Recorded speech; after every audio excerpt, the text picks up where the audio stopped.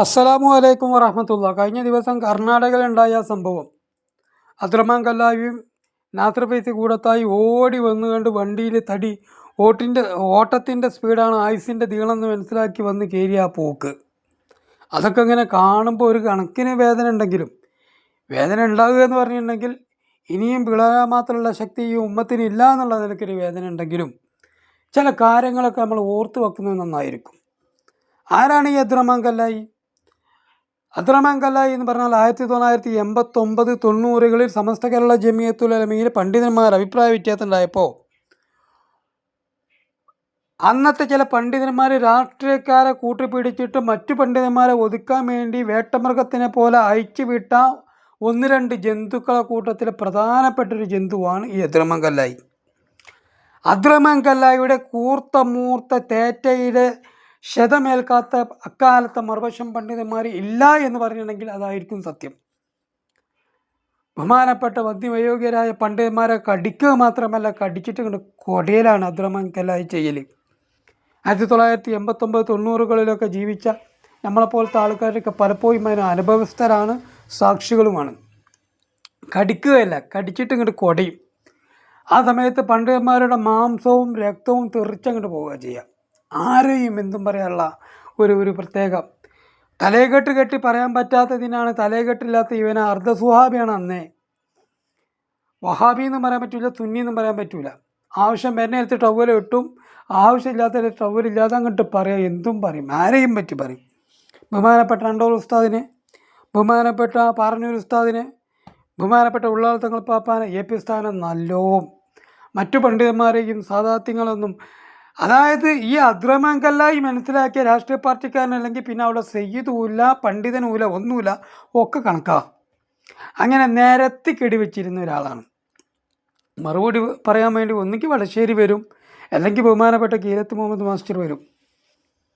നമ്മളത് കണ്ടവരാണ്. നമ്മളെ സംബന്ധിച്ചിടത്തോളം നമ്മൾ 1989-90 ഇത് കണ്ടു.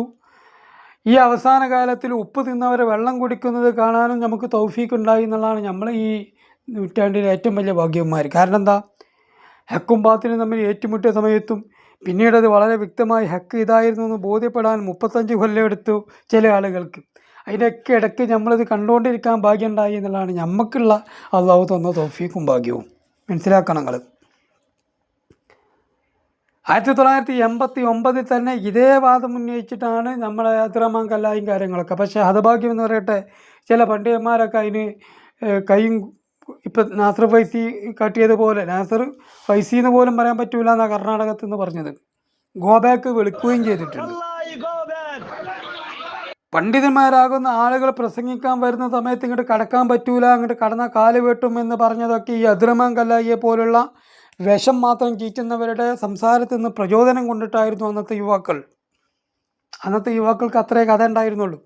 അതുകൊണ്ട് തന്നെ സുന്നത്ത് ജമാഅത്ത് പറയുന്ന പണ്ഡിതന്മാർ ഇങ്ങോട്ട് ഞങ്ങളെ മഹലിക്ക് വന്നാൽ കാലങ്ങ് വെട്ടും, കയ്യങ്ങ് വെട്ടും എന്ന് പറയാനും, അഥവാ 1-2-3 കൊന്നപ്പോൾ ആ കൊലപാതകളെ രക്ഷിക്കാൻ വേണ്ടിയിട്ട് ചില രാഷ്ട്രീയ പാർട്ടിക്കാർ മുൻകൈയെടുത്തതൊക്കെ ഇതിന് വലിയ പ്രചോദനമായിട്ടുണ്ട്. അപ്പോൾ ആ നിലയ്ക്ക് നിന്നിരുന്ന ഒരു മനുഷ്യനാണ് അബ്ദുറഹ്മാൻ കല്ലായി. ഇപ്പോഴും അങ്ങനെയൊക്കെ തന്നെയാണ് അല്ലേ. ഈ അടുത്ത കാലത്ത് വരെ ബഹുമാനപ്പെട്ട എ പി ഉസ്താദിനെയും എ പി ഉസ്താദിൻ്റെ ഉമ്മാൻ്റെ നിക്കാഹൊക്കെ പറഞ്ഞ സമയത്ത് കുലുങ്ങി ചിരിച്ചതും ഒക്കെ നമ്മൾ മുമ്പ് കാട്ടിയതാണ്, നമുക്കൊക്കെ അറിയുന്നതുമാണ്. ഏതാണെങ്കിലും ഇങ്ങനെയൊക്കെ പോക്കിരിത്തരം കാട്ടുന്ന ഈ ചങ്ങാതിയെ കർണാടകയിൽ കൊണ്ടുപോയി അങ്ങോട്ട് വലത്താം, അങ്ങ് ഉണ്ടാക്കാം എന്ന് മനസ്സിലാക്കിയിട്ടാണ് താങ്ങി പിടിച്ച് അവിടെ കൊണ്ടുപോയത്. പക്ഷെ അവിടുത്തെ ജനങ്ങൾ രാഷ്ട്രീയത്തെക്കാൾ ഉപരി സുന്നത്ത് ജമാഅത്തിനെ സ്നേഹിക്കുന്നവരായതുകൊണ്ട് ഇവരിപ്പോൾ അതിന് മരവായെന്നോ ഷജറാന്നോ എന്തൊക്കെ പേരിട്ടു. എന്താണെങ്കിലും അവർ സുന്നത്ത് ജമാഅത്തിനാണ് പ്രാമുഖ്യം നൽകേണ്ടത് എന്ന് പറഞ്ഞതിൻ്റെ പേരിൽ അഭിപ്രായ വ്യത്യാസം ഉണ്ടായി. നമ്മൾ പല വോട്ടങ്ങൾ കേട്ടിട്ടുണ്ട്. ആ കൂട്ടത്തിൽ ഇപ്പോൾ കർണാടക വോട്ടെന്നും കൂടി പറയേണ്ട രൂപത്തിൽ ഓടി വന്നിട്ടാണ് കയറിയിട്ടുള്ളത്. ആ കാലത്ത് തന്നെ കുത്തിത്തിരിപ്പേറ്ററിഞ്ഞിരുന്ന നാസർ എന്ന് പറഞ്ഞ കൂടത്തായിക്കാരൻ പറഞ്ഞത് അള്ളാഹുവിൻ്റെ റസൂൽ സല്ലല്ലാഹു അലൈഹി വസല്ലം തങ്ങളെ ത്വായിഫിൽ നിന്ന് കല്ലെടുത്ത് എറിഞ്ഞ ആ ആൾക്കാർ കർണാടകയിലുണ്ട് എന്നാ. അപ്പോൾ പെരപ്പാര നബിയോ കല്ലായിയാണോ നബി, അതോ നാസറാണോ നബി? സംശയിക്കപ്പെടേണ്ടതാണ്.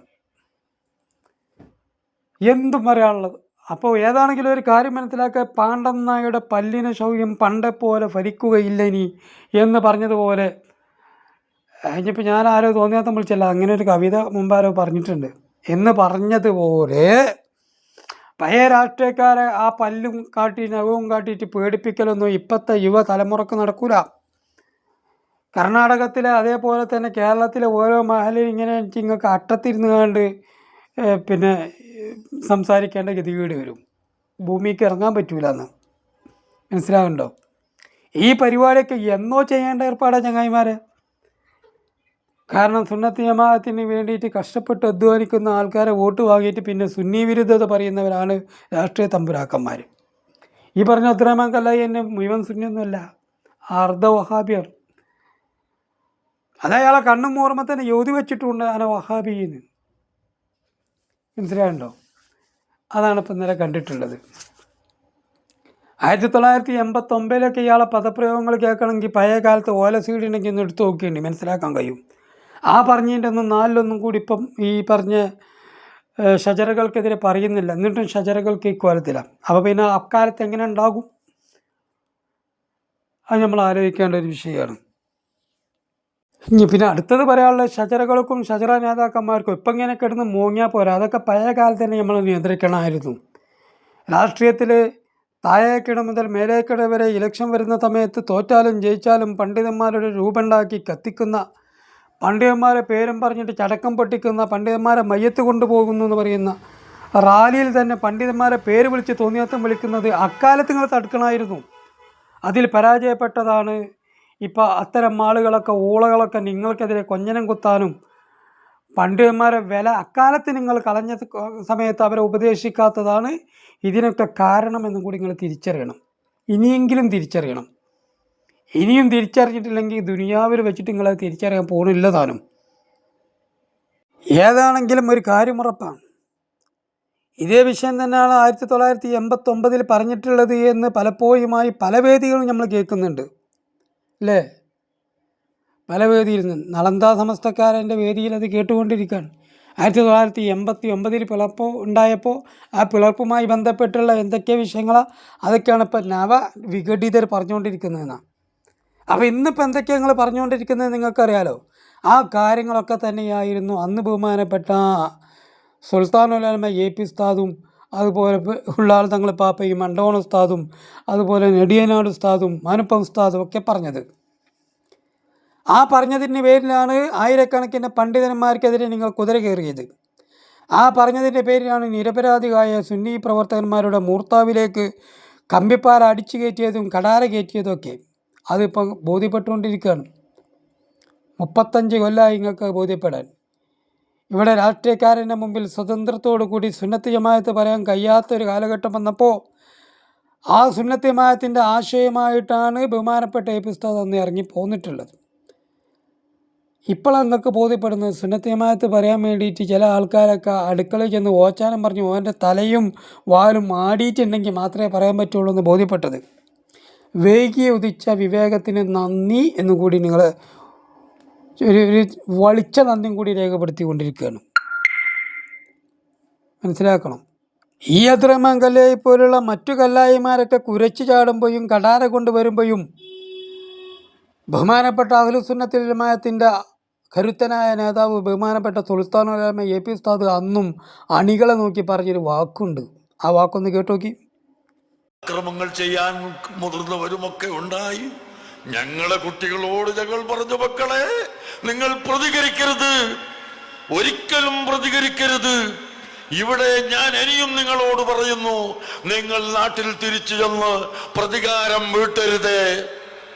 ഇൻഷാ അല്ലാഹ് അതിനെല്ലാം സ്വയം പ്രതികാരവും പരിഹാരവും അല്ലാഹു തആല ഉണ്ടാക്കി തരിക തന്നെ ചെയ്യും. നിങ്ങൾക്ക് സംശയം വേണ്ട. നിങ്ങളെ ഈമാനോടുകൂടി, നിങ്ങളെ യഖീനോടുകൂടി നിങ്ങൾ ആത്മാർത്ഥമായി പ്രവർത്തിക്കുമ്പോൾ അള്ളാഹുവിന്റെ സഹായം. ഇവിടെയാണ് ബഹുമാനപ്പെട്ട AP ഉസ്താദിനും സമസ്ത കേരള ജമിയത്തുൽ ഉലമ EP വിഭാഗം സുന്നികൾക്കുള്ള വിജയം. കാരണം അവർ 4 സുന്നത്ത് ജമാഅത്തിൻ്റെ പ്രവർത്തകന്മാരെ മുമ്പ് കിട്ടുന്ന സമയത്ത് സാരോപദേശങ്ങളാണ് പറഞ്ഞു കൊടുക്കാറുള്ളത്. മറ്റുള്ളവരെ പോലെ ഭീകരതയും പൊട്ടിത്തെറിയും അടിപിടിക്കും ആഹ്വാനം ചെയ്യല്ല ചെയ്യുന്നത്. ഈ 35 വർഷമായിട്ട് നമ്മളത് കണ്ടുകൊണ്ടിരിക്കുകയല്ലേ. അതാണ് ഇവിടെ മഹാനായ സുൽത്താനുൽ ഉലമ AP ഉസ്താദിൻ്റെ അനുയായികളുടെ വിജയം. അതും കൂടി മനസ്സിലാക്കണം. ഇങ്ങനെ ഒന്ന് ഉപദേശിക്കാൻ പറ്റിയ ഒരൊറ്റ നിങ്ങളെ കൂട്ടത്തിൽ ഇല്ല എന്നതാണ് നിങ്ങളെ പരാജയവും.